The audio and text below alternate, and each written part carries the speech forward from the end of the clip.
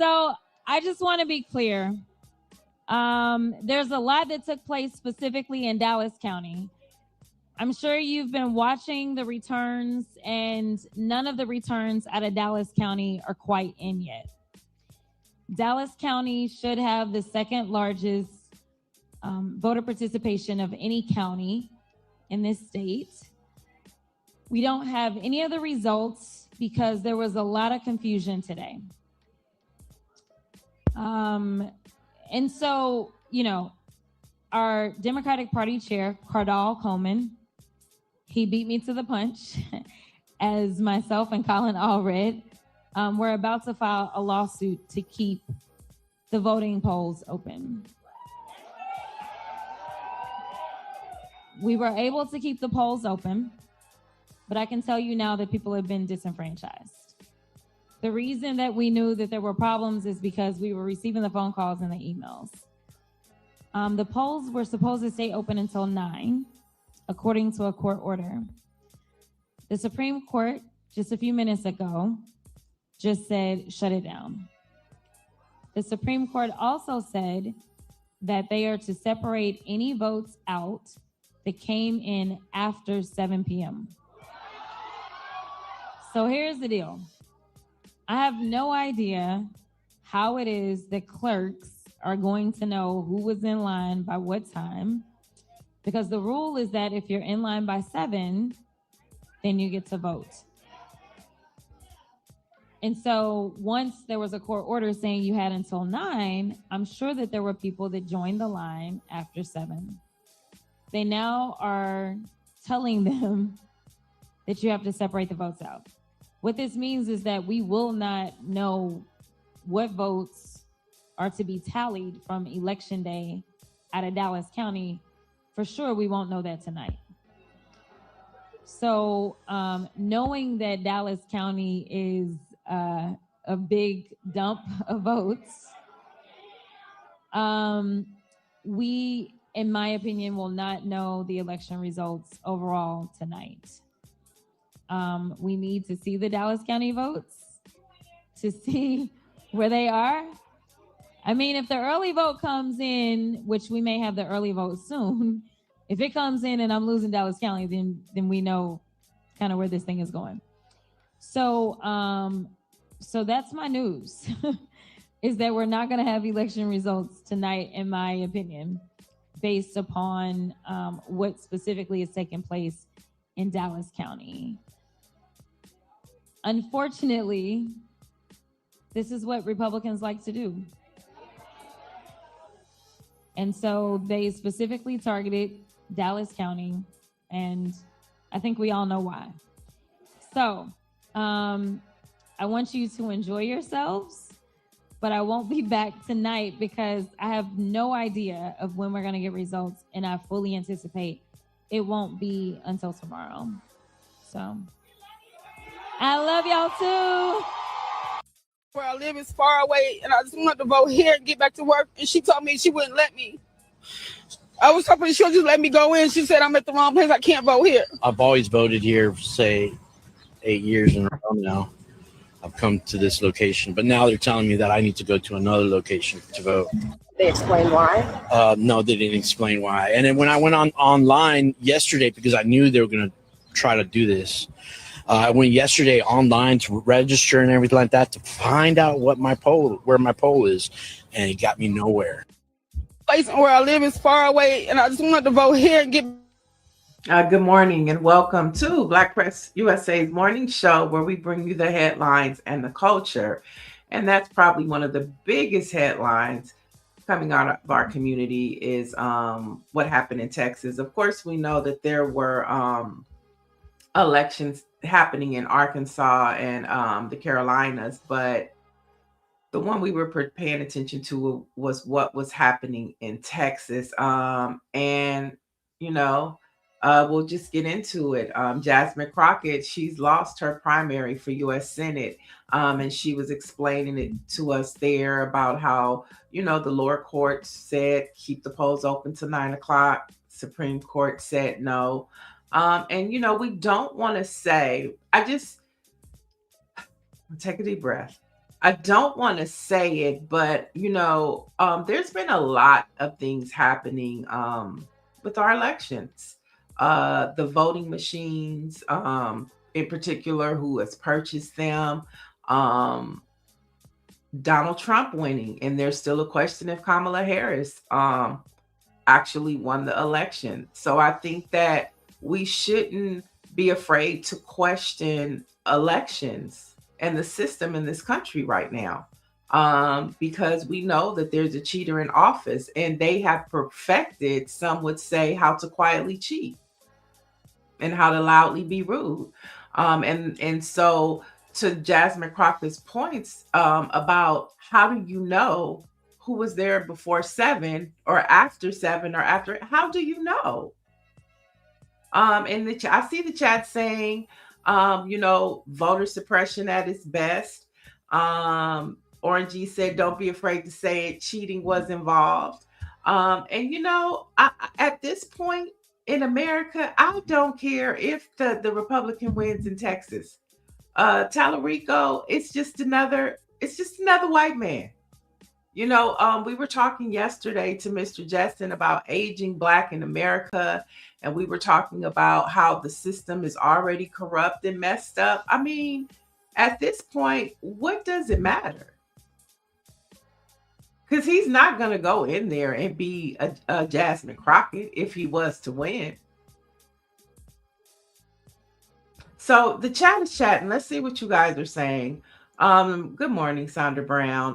David Youngblood is saying, what happened to Jasmine is no way surprising. Orange G says, when will the Democrats admit they have a problem with electing Black women into office? What happened to Jasmine Crockett in Texas last night is another reason why I left that party in 2012. I mean, Nagin says voter suppression at its best. Pure Joy says, are any racists famous for showing up late? Stuart Gorham says, you lost, get over it. So the chat is chatting. David Youngblood says, folks, it is as it has always been. That skin. Sandra Brown says, vote early. So the chat is chatting, and I see Lauren, you popped in. Good morning. Hey, how you doing? How are you? Finding you. Thanks for joining in. So we were talking about what happened in Texas. We're going to get to our poll, everybody. We're going to get to it, but this is the top story. We're talking about Jasmine Crockett losing the primary. I believe that she is going to push, though, to get the final tally of the votes. But what's your response? Well, my response is we learned a lot from last night. We learned a lot already from this race, chiefly in my view, about white Democrats and what their general tolerance level is for anybody who is Black and who has a lot of personality and has sort of a more direct form of communication. At the end of the day, they want a white Democrat who does a lot of the things that we've already seen in the vein of Joe Manchin and John Fetterman. Obviously, Tallarico is not Fetterman. He's way better than that. But then again, who isn't? The point, though, is that it's really hard to get white Democrats to have full buy-in on the type of candidate that Jasmine Crockett was. And that means a Black woman. That means somebody who, as they say, puts it where the goats can get it. Somebody who is a national star, somebody who gets a lot of attention. There's been a lot of whining about Jasmine Crockett, that she didn't form relationships on Capitol Hill, and she doesn't talk to the media, and she doesn't do this, and she doesn't do that. Yeah, and so when somebody else brings that brand, I hear less whining from white Democrats, and particularly, I'd love for them to direct some of this energy, for example, toward Donald Trump. Okay, it's like really, to me, the Senator Louise Lucases of the world and the Jasmine Crockett's of the world are basically the flip side of Trump in a lot of ways. Of course, without all the illegal activity and ridiculous, crazy lying and stupid behavior, but still that very aggressive style, with all the Democrats whining that they want something more aggressive, and they want Democrats to fight. When it actually shows up and happens, they don't necessarily support it. For sure. One of the second video we played with some of the voters having problems with their polling places. I mean, I know here in California, we've adopted voting centers and moved away from polling places, meaning that you can go to any voting center and vote. You don't have to live in the district anymore. At first, we were a little hesitant, but it has become very user friendly. Because I don't have to worry about if I'm on the west side of town and I need to go vote, I can go vote there and I don't have to ask for a provisional ballot. I'm in the system. And so, I think that's something that can easily fix problems like this. But I don't see that happening in Texas anytime soon. No, they like Texas, to have the control. Oh, absolutely. And they like to have the confusion. Texas is going to Texas. And basically what happened there was, oh, what a coincidence. All of this confusion happens to happen in the base city of Jasmine Crockett of Dallas. What of all the places in the big state of Texas, it all just happens to be confusing in Dallas. Wow, what a coincidence. And so it was good that her and former Congressman Allred were out there trying to talk about lawsuits. And it was good that a judge acted quickly. And of course, the Texas Supreme Court acted quickly as well to try to make it seem like there was something wrong. Voting hours are extended all the time. Right. But, these things are intentional. Texas is a minority majority state. The biggest group in Texas is Hispanics. That's the other thing we learned last night. All this talk of minority voters, we're always sort of lumped in with Hispanics. Why? They're not voting for our candidates. Like, what are we doing? Because they have different issue sets and always have.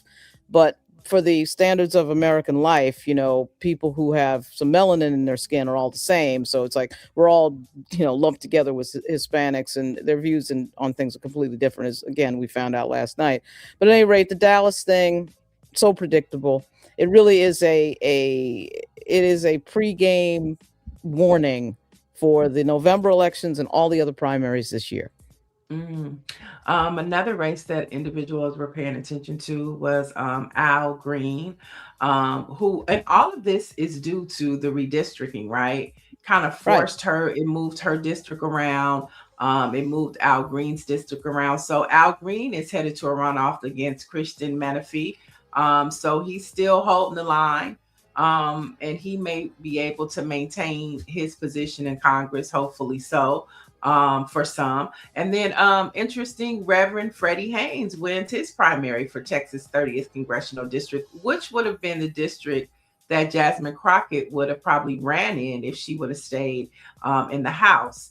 And so just a mixing of things. And what are your responses to those two races? Well, again, just like you just said, this entire thing happened because of Donald Trump signaling to the Texas Republicans to change the districts, the congressional districts in Texas. You then dismantle, annoy, and put out of power 4 Black people. Okay, but Mark Veazey might end up as a judge in Tarrant, which would be huge. I think he's got a runoff now.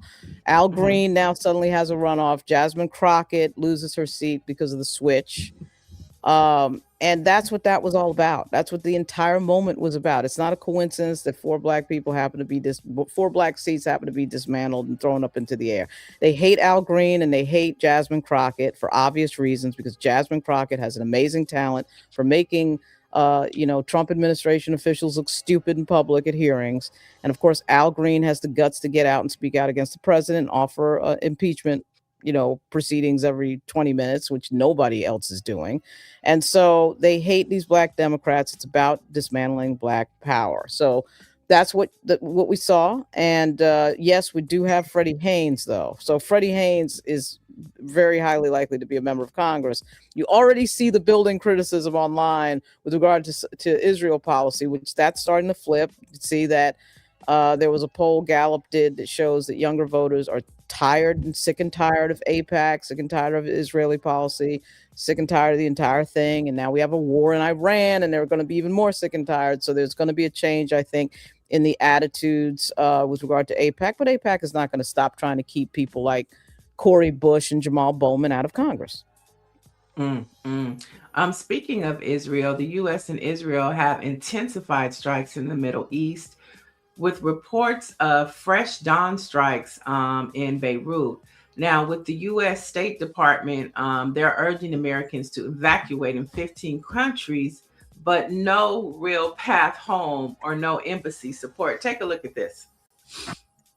It's the message. It's loud and clear. We just got this message here in Israel from the embassy. It reads, I'm quoting here, the U.S. Embassy is not in a position at this time to evacuate or directly assist Americans in departing Israel. Those are the words from the Ambassador Mike Huckabee, and frankly, they're consistent with what Americans are hearing across this region.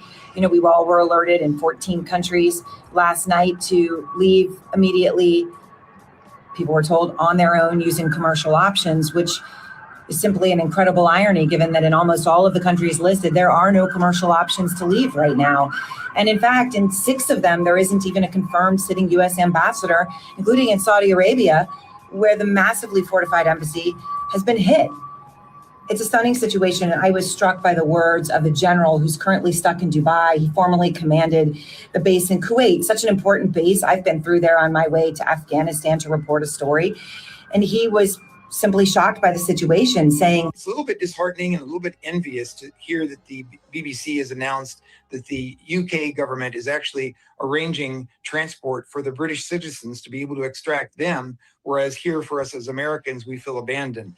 The State Departments, I've talked to 2 embassy personnel, 2 different embassies. They are in survival mode, quite frankly, because as we know, the administration reduced their budgets by almost 1/2. His words are sobering. We can't help you. It's the message. It's loud.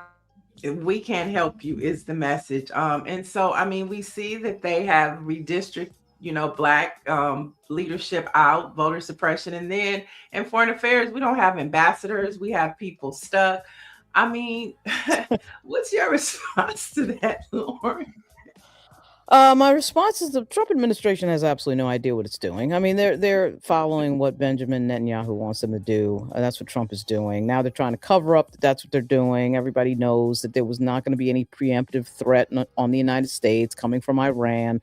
Their missiles cannot reach over here. We're not walking around every day worrying about Iran in the streets of America. This was all because Benjamin Netanyahu wanted to do it, and Trump is reacting to Benjamin Netanyahu wanting to do something. Netanyahu has been here over and over and over again at the White House. Clearly, they're talking about something. He's wanted to attack Iran for years. He's been complaining that they're going to build a nuclear device, which, by the way, they can't and don't have. The only country in that region that has a nuclear device is Israel. I mean, so this idea that somehow we were under some threat, and there was a briefing yesterday. I was outside of it with a ton of other people, journalists and otherwise, by Marco Rubio, who can't explain this, which is why he was at the mic for 30 minutes before the briefing. The 2 senators I was paying attention to are from Virginia, Mark Warner and Tim Kaine. They come out of the briefing completely unimpressed. There was no reason for this. And now everybody's going to sit back and ask the question on the right and left, as we find 6 service members who are already dead. Why are we doing this? Why are billions of our tax money going overseas for this? Why can't we do things like healthcare and affordable housing, but we can send billions of dollars overseas to projects such as this? And nobody in that White House right now can answer that question. It's fascinating to watch people like Marjorie Taylor Greene and the racist Nick Fuentes, complaining, and the other racist, what's his name, Tucker Carlson, complaining about this every second that they can get, because it doesn't make any sense. Yeah. And with all of that conversation, the American people are still stranded, and they don't have an embassy to call. Marco Rubio tells you to call this number, and then the number tells you we can't do anything for you. Right. And so, with all of these conversations, it seems like it's the American people that are suffering because of this. I know that there was a Destiny Littleton who plays, she's a basketball player. She was stuck in Iran. I was following her over the weekend. Her and the other basketball players had to go to the shelter. Don Staley jumped in. So she's moving through these different countries to get away, but she still can't fly out because it's a no-fly zone. And so, with all of these conversations, it's astonishing. Like, if we just go all the way back to Texas, and we look at the leadership that's presented to you, and people just still don't get it. They still don't get it.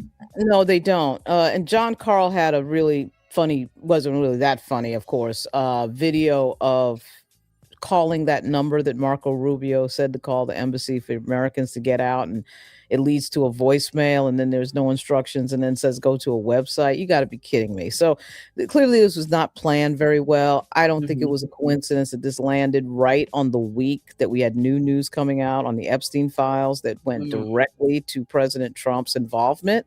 That had not been confirmed either way, but it sure as heck sounded controversial. And then all of a sudden we're at war in Iran. It was a wag the dog moment in all likelihood, and it's probably going to get worse. And it was a conversation that I remember hearing Ted Lieu start 2 weeks ago about Trump and underage girls and assaulting them. And it started bubbling up. And to your point, it was at the tipping point. And then here we have it. So now we're back at ground zero. I know Lauren Underwood, she posted a video yesterday that she spent her 3 hours and she talked about there were signs all over the wall saying you are under surveillance. She talked about emails between Gazelle and Melania Trump. And so these stories are going to come out. But the scary part, when you think about it now, what won't he do for us not to talk about it? That's right. Part. Yeah, I mean, the whole thing is scary. You got a doddering 80-year-old that has some lingering health problem that hasn't been clarified, who's mumbling through press conferences and then has his hands near the nuclear codes, and then now has got us in yet another situation where he's attacking another country, Venezuela. Now it's Iran. Next week will be somebody else. Now they're rumoring about Cuba. It's never ending, and it's because he's a complete psychotic narcissist who needs attention all the time. And you see what happens when this happens. They do a conflict, and it's wall-to-wall coverage of everyone talking about everything except the problems in the United States. Right. And it's, he has scab. They have pictures now. TMZ posted a picture with a big scab behind his ear. I mean, there's so much. And to your point, the missiles might not make it over here, but sleeper cells may already be here. And we've heard Donald Trump say things like, well, there are going to be casualties. People are going to have to die. And that's another thing that frightens me, is that with war, there are casualties. And so American people may die because on our soil, because of his actions and how he has no regard of lives in other foreign countries. Yeah, and this is the second time now we've dislodged somebody else's leader. Now we've killed somebody else's leader. And by the way, we killed a former leader of Iran as well in that attack. And then we expect them to have no reaction to that. Are you kidding me? If somebody did that to our country, we're going to have a reaction to that. You know, there's just this attitude. They just feel like they have the right to do anything, anytime, any place. It's not that anybody liked the leadership of Iran, but you have to understand that there's going to be consequences a lot of times for these actions. And then he's saying now that he doesn't want the Iran team to play in the World Cup. I mean, it's just this whole white supremacy ideology that they have, with this entitlement that they could just do anything to people of color because they're white and they can. It's just mind-boggling to me sometimes. I think actually the entire lesson and purpose of the Trump administration is exactly that mission, that we can do whatever we want to whoever we want. We have the privilege to do that. We don't care about anybody else's feelings. And we're proving to you once again that we're in charge. We make the decisions, and that's what it is. And everybody else is an imposter. Everybody else is a person that just doesn't matter. And we're going to prove once again and again that you don't matter by taking history down. And I love the judge's move in Philly there of saying, you're going to put that back up now. There's a court order to put the history back up. But the Trump administration is very insecure, very insular, very easily threatened by everything and everybody. And the question is, what is the answer to that moving forward in 2028, obviously in 2026, but 2028, what is the 2019 project for this situation? What is the answer for this? And these people are unbelievable. They're embezzling money to their friends through government contracts into the billions, right? Yes. And it's got other people's kids dying and fighting in some war that nobody can explain, while their kids do none of that. I mean, Elon Musk is sitting here with 20 kids. First of all, I don't even know why Elon Musk is here. Go back to South Africa. Of course, if he did that, he'd get his ass kicked because nobody's playing his game in South Africa. Nobody. That's why he's here in the first place. He's got 20 kids, none of whom appear to be in the military. Same with Donald Trump. So all the baby mamas that have had kids with Donald Trump, none of them has one that has served in the American military. And now you're getting other people's kids. It was a 20-year-old that died over the weekend for this decision that they made, in Iran. So, they get other people's kids killed. They steal American tax money and they hide the Epstein files. Those are their big projects right now in the Trump administration. Right. And let's not forget somebody that is really flying under the radar, that is probably in the middle of all of this, Jared Kushner. He talks to Netanyahu probably more than Trump. Mm-hmm. And he has his hand on the pulse because he wants all this real estate from Saudi Arabia to Iran to the Gaza Strip. I mean, and so to your point, all of this that's happening in the White House, we can't even get our hands on one thing because while it's the Epstein files, Jared Kushner is running amok. Well, there's really only a few things they're focused on. It's really just money covering up for pedophiles. It's really actually just money and covering up for pedophiles. And of course, killing people in foreign countries. I mean, those are three things. Those are the three things of the Trump administration. The money piece is all over everything that they do. That's always there. They are moving massive amounts of money to their billionaire friends. And what I want to know in this is, we all know, everybody knows what they're doing. We can complain about the problem all day long. The question is, what is someone going to do about that? And what that someone is in the form of the Democratic Party. And what is their leadership going to do about this? Should they take power? Is the question.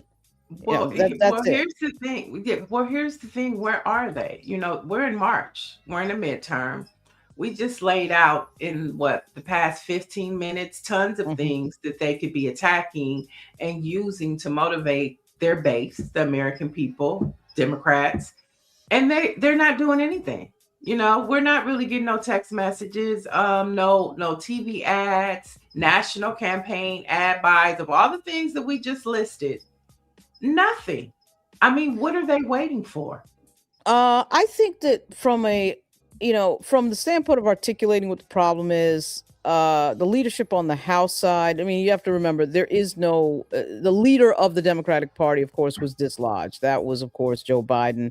They have no leader other than the congressional leadership and a few governors, thank goodness, that speak up, Governor Pritzker and Governor Newsom. And then that's pretty much it. Westmore? You left Westmore out of that. Westmore speaks up, I think, less than Governor Pritzker and Governor Newsom. And I think also the fact that Westmore keeps saying he's not running for president, frankly, is problematic. He should be saying he's running for president. I mean, I don't know why he's not saying he's not. Why is he saying he's not running for president? I mean, I know he's got a race coming up in Maryland. I totally get he probably doesn't want to put the cart before the horse. But certainly, Gavin Newsom is running for president in 2028. That's just, I mean, he doesn't have to say it. He's running for president in 2028. So that puts Newsom in a different position. And I suspect Pritzker's going to do something as well. And plus, Pritzker's a billionaire. The point is, this is the time to step up and stop fooling around and stop, acting as if there's some other person that's going to show up. There isn't any other person that's going to show up. These are the people at the table. And again, back to Texas for 1 second. We do learn last night that the Democratic Party, from a stylistic standpoint, they love these, soft, we'll have a respectable guy come up and they'll talk about Jesus and talk about, he wants to talk to white supremacists and try to sway them over and this and that. And at some point, the Democratic Party has to learn to punch somebody in the figurative face. They have to learn how to do that politically. They've yet to learn that. We learned it again last night. And that Gary Chambers commentary about what this is exactly what this is. These white Democrats are uncomfortable with somebody who in their mind appears to be too, quote, ghetto. That's what it is. And you put misogyny in there as well, because I think if this was a man, it would play much differently. And you get what you got last night. Now, if Tallarico wins, hey, I'll shut my mouth. But this plays out very Beto O'Rourke to me. I don't think, and I don't think it matters whether he wins or loses. That it's going to be the same old, same old. And I think that's what we're tired of. The same old, same old. Tallarico going to the Senate. I mean, what does that really do for the base? Nothing. I think it matters. I do think it matters. I think he's a good candidate, but she's a different type of thing at a time when you need somebody very aggressive. That's my point. He's going to go in and try to keep the decorum. You know, he's going to go in and he's not going to chat. I don't see him giving us what Jasmine Crockett gives us in a committee hearing. I don't. Oh, no, I that don't, ain't happening. That ain't happening. It's No, not. yeah, And that we ain't need happening. that. We Right. need that. Right. Yeah. One good thing about him, though, he does recognize the billionaire piece. And that was something that Kamala Harris brought up during the campaign. And her brother-in-law told her to shut up about it because her brother-in-law works at Uber. So, hey, don't criticize billionaires. You know, it was ridiculous. And of course, what ends up happening is, in fact, we have a bunch of white supremacist billionaires targeting, stealing all the money, stealing tax money, stealing our Social Security data. Right? Anybody pay a price for that? Stealing the Social Security data and then defunding everything Black as a matter of policy. They set up a permission structure to defund everything Black. And then that's what you told Kamala Harris to shut up about? Are you kidding me? So that should have never happened. Again, Democrats need to get real. They need to get real about what this is really about. This is not a blip on the screen. These people are in the background trying to decide the next 50 years. Right. And so it's like everybody keeps saying, where's your project 2026? Where's your project 2028? Right. They've been asking for that. And the Democrats are just silent. Yeah. Well, funny thing, that kid, not Harry Sisson, but the other one that's on CNN, he's 23 years old, Adam Mockler, says that he's building a project 2029. So here you have a 23-year-old who comes out and says, and frankly, he's smart. He's really good. He'll probably do a better job than any of the establishment players that we're watching who are in office. So good for him. But somebody's got to announce it because there's got to be a plan here. Somebody's got to announce. Yeah. I mean, somebody's got to say there's a plan to go after these people after they get back in power. Should they get back in power? This is why the Republicans are playing around with the idea of, quote, nationalizing the elections and stealing the ballots from 2020 in Fulton County, Georgia. They're doing that because they know they're about to lose and lose big. That's why they're doing it. And so, you know, paying attention to and I personally think, this is opinion now, I personally think they have learned how to cheat better. It's, you know, so it's like a soft cheat. It's not as bold as the first time around when Trump ran against Hillary. It's more of a soft, quiet cheat. I mean, Elon Musk said it several times when him and Trump were all good when he was in the Oval Office. And when you think about who owns these ballot machines now, I mean, it's really some scandal, Olivia Pope type stuff going on in that White House. So I think all of those factors we should be cautious about. Patricia Jackson says Wes Moore doesn't need to run. Keep doing your job where you are. Nancy Wall says you have to make them have something to fight for. You brought up Kamala Harris. So what are your thoughts about her? You talked about the governors running for president. What do you think about her? She's saying that she's still on the fence. She doesn't know. What's your thoughts? I got to be candid. The way this country is orientated right now, the way that Donald Trump has brought hard back into the culture, racism, the style of which is reflective of the 1940s and 50s. There's some reminiscent historic activity that we haven't seen since the end of the Civil War. I think the Democrats need to run two white males. I think they need to run two white males. And one of them is probably Gavin Newsom. The other might be Bashir, the governor of Kentucky. I think if you run a woman again, we are going to see the same misogynist result that we saw before. There was absolutely no reason for Hillary Clinton to lose back in 2016. She had a better resume than Donald Trump. She was clearly a serious person running and lost. How did that happen? And now the Vice President Harris situation is not really easy to judge at all because she was put in a ridiculous situation, a 107-day campaign that you didn't know you were going to run because the Democratic Party and somebody's wife, Jill Biden, couldn't figure out that this guy into his 80s could not pull this thing off. That's what it was. And all these people, Anita Dunn and Jen O'Malley Dillon, couldn't figure out that Joe Biden could not run. That was the bottom line. It was a massive, massive mistake by Team Biden. Massive mistake. And so judging the Harris campaign of 2024 is all but impossible because she was put into a position that has never happened, not even close in American history ever before. So she should run if she wants to run. But personally, I think the Democrats need to get real about the fact that they ran two women against a lunatic from Queens, New York, and they lost. They lost both times, two overly qualified women, I would argue, and from big states, New York and California. I mean, the whole thing on paper should have worked, and it did not. and they have to face that fact. And quite frankly, I think they should run 2 white men. Yeah, I 100% agree with that. And so with that being said, maybe that's why Westmore is saying he's not running, because he feels the same way. True. And then Patricia Jackson says reparations won't be a topic with this much hate, so we might as well drop that. I disagree with that, because you can handle that on the state level.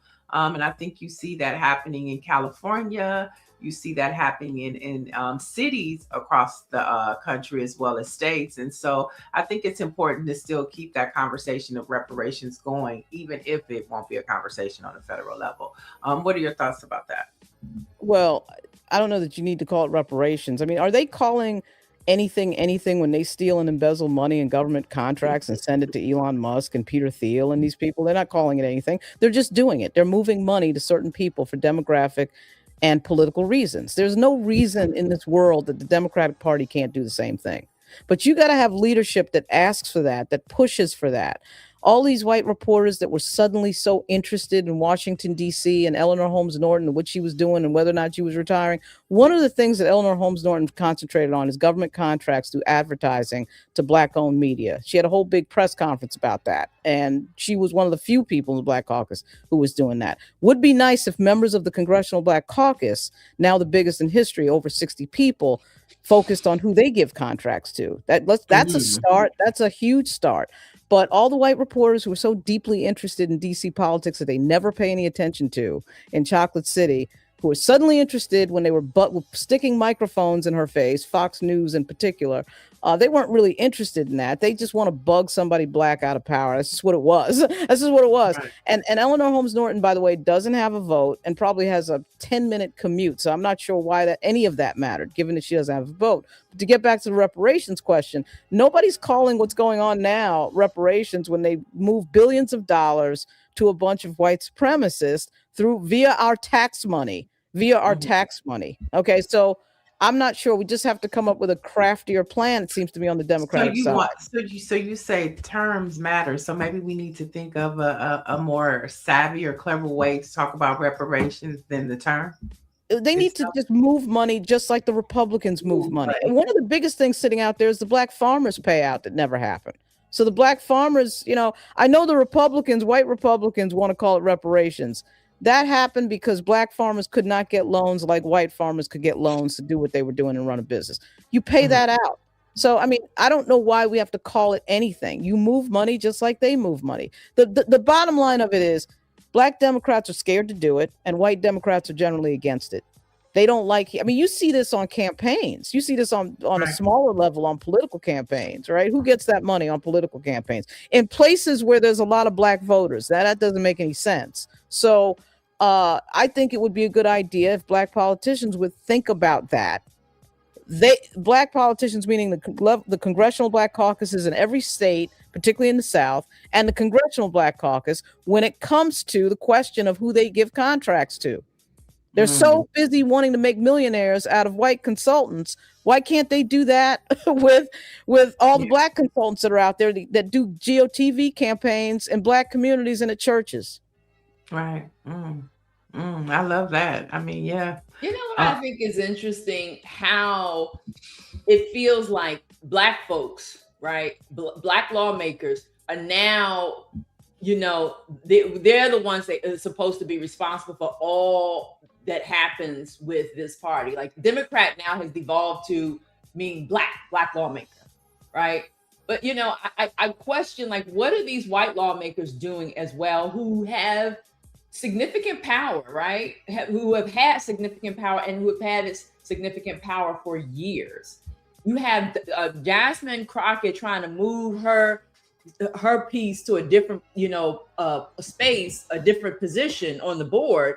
And of course, Republicans been moving like this. So none of us are really surprised that this happened. And I know how hard she took it when Kamala didn't win, but she knew that this was a possibility as well.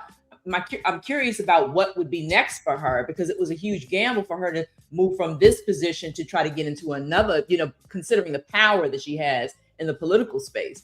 But, it feels extremely weighty, right? That we only have a handful of people, and they all tend to be Black women who's trying to save America, right? And I'm saying that when we talk about Democrats, you don't really think about the people, the other Democrats who are in power, who have had more power, and who have had relationships across the board, the Nancy Pelosi's, the Schumer. I'm just saying, it's just become a very discouraging environment, and it feels extremely heavy for Black lawmakers in general. And sadly, you know, when we have these conversations about what they're not doing, you know, that's, you know, that becomes, you know, Hakeem's face pops up. Well, there's a lot to unpack there. First of all, the party picks these candidates. You remember that the Democratic Party selects the Black candidate who ends up popping up in most cases. And people like Gary Chambers and Nina Turner and Cori Bush and Jamal Bowman, they have a much harder time. Progressives have a much harder time because the party wants people who are going to do what they are told by the party. And that does not align with what Black communities need oftentimes. It doesn't align with people like Cori Bush, who talked about poverty and affordable housing and homelessness all the time. Like, they don't want to hear that. The party doesn't want to hear that. The party doesn't even have a fix for that. So they tend to pick people who are not, to say it bluntly, pro-Black, who are going to talk about Black communities and say, look, I want these things to change for this community. Those are when those people get in, they get in because they were elected in a very Black district and Black voters put them in, not because the establishment wing of the party put them in. So there's that whole piece. So a Jasmine Crockett is kind of a rarity just on that, and then gets in there and talks populist politics. And you saw what happened with Nina Turner. It was Jim Clyburn that didn't want Nina Turner around. What does that tell you? You got to remember the Black leadership trying to stop a progressive Black person. And then, of course, you had the Israel issue sitting back there.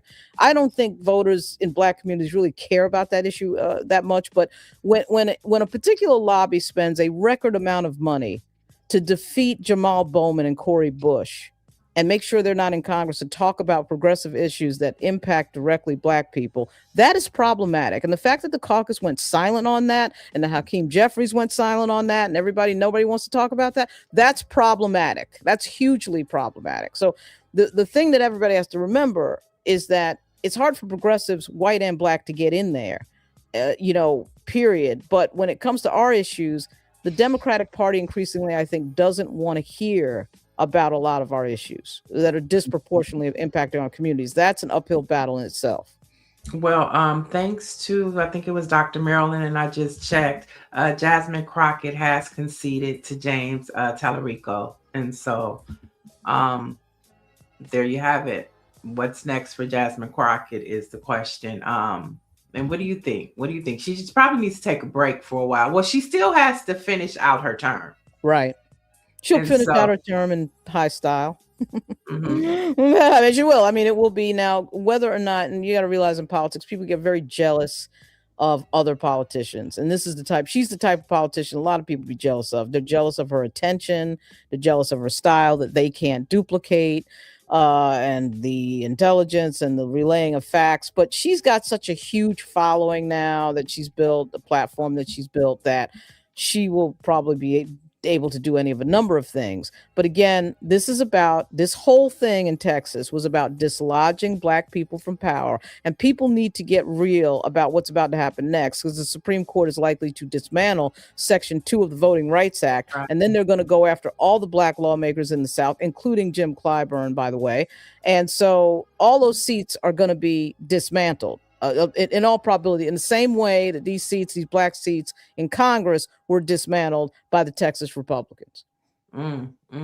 Let's head to Detroit, where the Detroit Free Press reports that a new survey on behalf of the Detroit Regional Chamber shows 0% of support among Black voters for the Black candidate GOP John James. Now, while 81% of the voters surveyed identified as African American, several offered support for former Detroit Mayor Mike Duggan running as an independent. But James is reported as the front runner. He has zero support from Black voters in Detroit. And there's no reason for him to have any Black support, because he's a front man for white supremacy. And so is that other coon sitting up there, and that's exactly what he in Texas. Dude, what's his name that ran in the runoff, who couldn't say anything negative when we had the video of Barack and Michelle Obama as a. No, I'm talking about the black guy who's in Congress. He dresses really well. He's actually, it's funny. These people, when you talk to them face to face, are not bad people, but come on. The cooning is unbelievable coming out of these guys.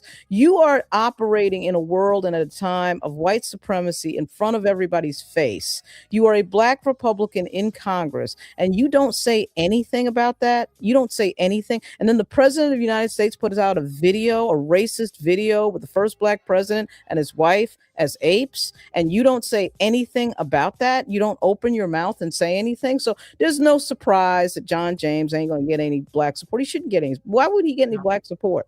For what? No, I mean, nobody's foolish. Nobody's stupid. Another story that's trending, of course, we're talking about 250 years of America. An Internal National Park Services spreadsheet obtained by Politico reveals that Trump and his administration have flagged over 600 exhibits and panels for potential removal or alteration. Now, the targets include slavery, colonization, and wheelchairs. What a bunch of idiots. These people are so freaking insecure. You know, well, we're not supposed to ever mention slavery. We're not supposed to ever mention this and that. The insecurity and the racism out of the Trump administration is just absolutely off the chain. The things that they focus on are absolutely off the chain. And, you know, the day will come when he will not be in office. And the question will become, what is the opposition party, the Democratic Party, what are they going to do to correct, fix, bring back everything that he's tried to destroy? And by the way, I haven't seen anything other than the East Wing of the White House that he's destroyed that can't be brought back again. And even that could be brought back again. But you notice the unbelievably deep narcissism of the banners on the buildings, and we're putting up pictures of Charlie Kirk. And, you know, what these people understand is that, you know, black people, we've been dealing with these people for 400 years. You're not rocking us off of our thing. I mean, you're not shocking us. We're not sitting at home shocked going, oh my God, I can't believe they did that. We're expecting this. This is what we've lived through. This is what our ancestors lived through. This is what our fathers and mothers lived through. So you're not doing anything. We're just going to take the banner down. We're going to change the name over to Kennedy Center and keep it moving. So I don't understand why they think they're impressing everybody, but, you know, here it is. I mean, and I think it should be a clear sign. You brought up the West Wing. I mean, what has happened? There's no ballroom yet. I mean, it's just a pile of dirt and lump sitting there.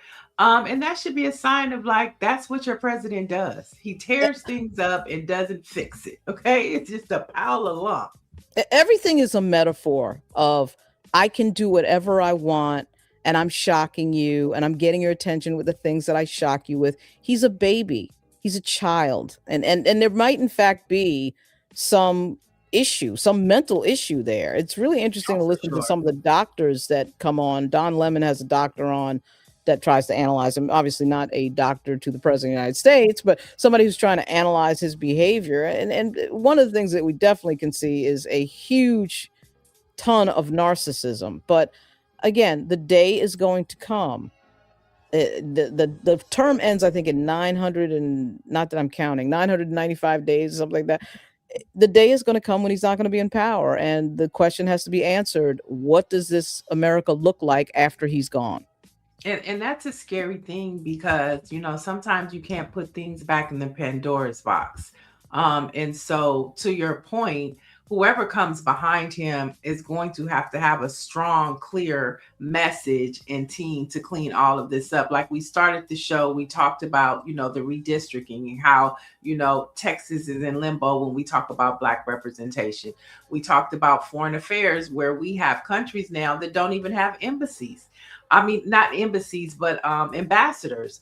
And so there's so many things that are wrong with this country right now that we don't even know about. Okay. It's the things that we don't know that we're slowly finding out. So it is going to take a long overhaul, and it's not going to be overnight. He was able to redo all this in what we're like 13, 14 months into his presidency. And he's done all of these things, the Kennedy Center, putting his name on things.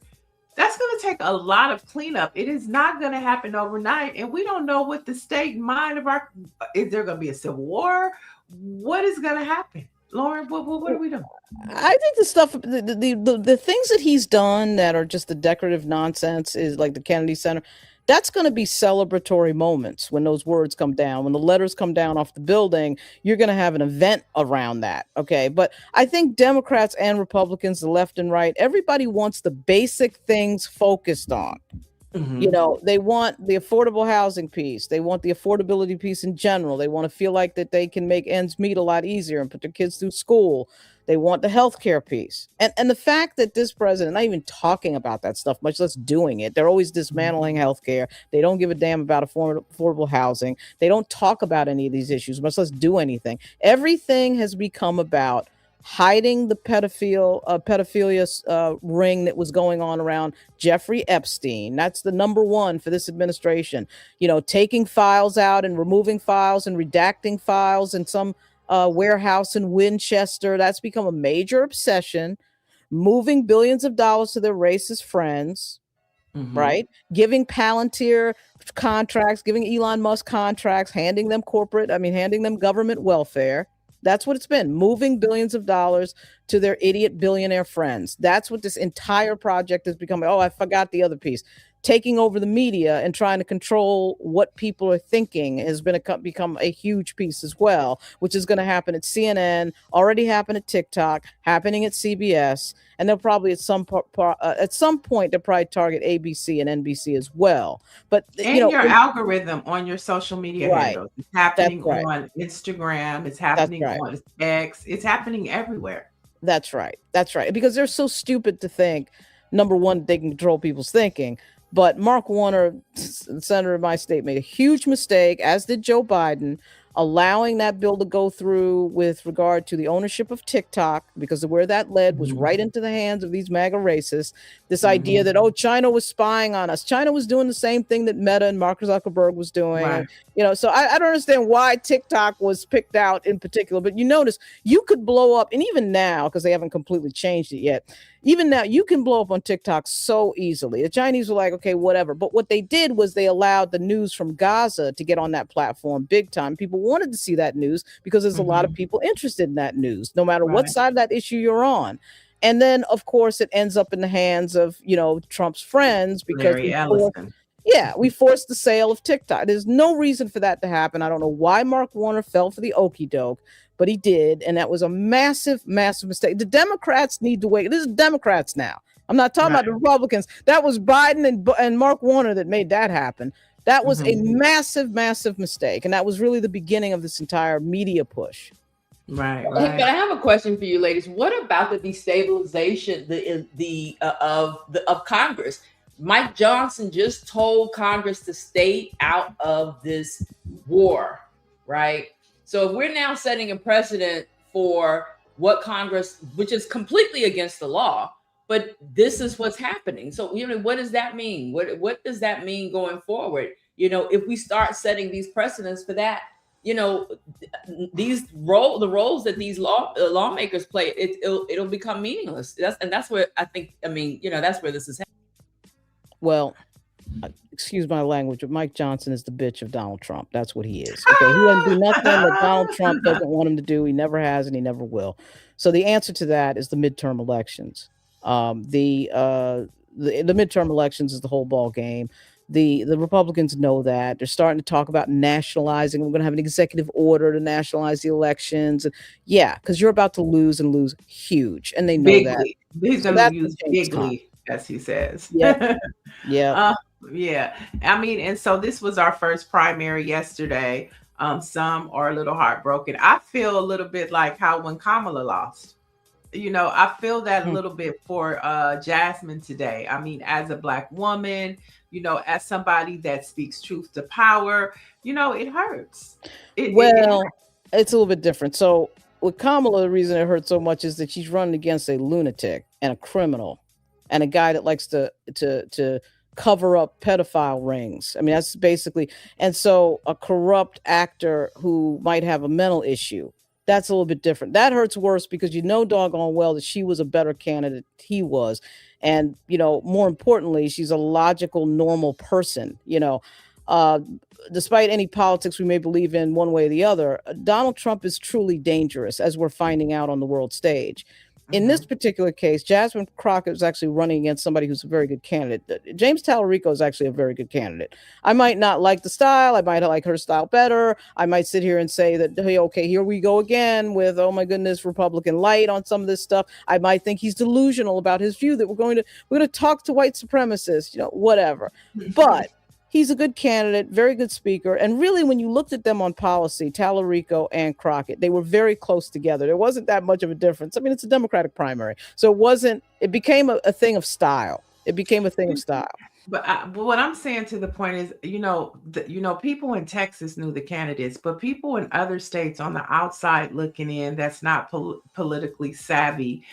They just saw a Black woman running against Trump. Running against the status quo of the Trump administration, running against Republicans, not so much looking at, her running against Tallarico. It was just, she was running at a higher level to resist this Republican Party and this Trump administration. So I'm just saying it from that perspective, it's a little sad because we have the Ayanna Presleys, of course. We know she's going to speak truth to power. We know that sometimes, Maxine Waters is on the front line. She's always on the front line, but there's a conversation. You talked about Eleanor Holmes, that conversation is being had about Maxine Waters. So when you think of somebody that is in the party that is not the status quo, you kind of looked at Jasmine as that voice. And it's just sad to see, that it's eventually going to go away for a while. And I say it won't come back, but yeah, I mean, a few things. One, Big Cheese in the chat, you're wrong. You're wrong. I mean, if Kamala Harris was male and Hillary Clinton was male, they would have won. This idea that gender doesn't matter in politics, are you kidding me? There's clearly a part of the electorate that will not vote for a woman in a top position. And we've seen that. You see it in the numbers every single time. With regard to Eleanor, with age and Eleanor Holmes Norton and Maxine Waters, it's not the age of the person, it's the person. We have several people who are into their 80s who are quite effective. Maxine Waters is one of them. Nancy Pelosi is another. Bernie Sanders is another. Elizabeth Warren is another. These people are older. I mean, they are older. People are living longer, and we're seeing that. And they're staying in jobs longer. You didn't say Jim Clyburn. What about, does he fall in that category? I'm not a huge fan. I want somebody to point out to me what exactly he has done. I know he had 10, 20, 30. I know he means well. I know he was a freedom rider, which was excellent, by the way. I know he's got a great fish fry that helped Joe Biden, which is excellent, by the way. But from a legislative standpoint, I need somebody to explain to me. He is not on the level of somebody like a Congressman Bobby Scott, where we just click off all the legislation and all the money that he's moved to HBCUs, and I can name specific things. Some of that is committee. Some of that is the fact that Clyburn chose to be a leadership person, which when you're a leadership person, you're going to have to do what leadership wants. And that's corporate. Those are corporate decisions, right? So he was in the leadership for a while. And I think that, quite frankly, hurt his career a little bit because you're making leadership decisions that Nancy Pelosi wants you to make and big donors and not what people in Kingstree, South Carolina. Anybody been to Clyburn's district? I was in Clyburn's district during 2008. And I could not believe the level of poverty, but the South does that to you. I mean, we're talking shanty. I mean, some of the places in this district, I don't even think they still have internet yet. That was one of the issues. They still don't have internet.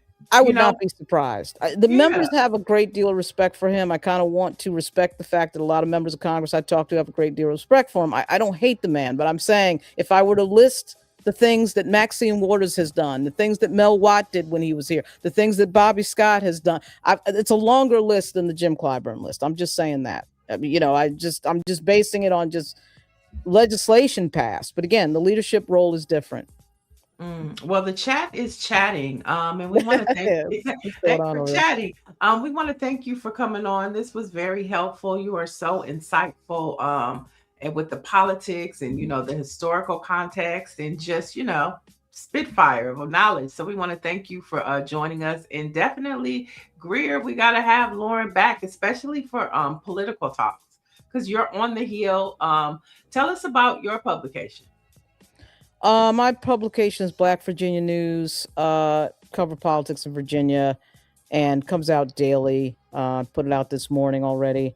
And of course, I've got the YouTube channel, Lauren Live, which I may or may not do. After doing this, I probably won't, or I might do the Jasmine Crockett thing later in the day. But it's there's a lot going on. This is a historic moment in our country. And it's one of these moments that, unfortunately, we have to live through. I mean, we, as Black people, have had the toughest time of any group in the United States, and that's not even close. And we're having a real moment right here because they're focused on defunding, and they're focused on defunding Black people, and it has a cascading effect in the lives of a lot of Black people when that money is turned off.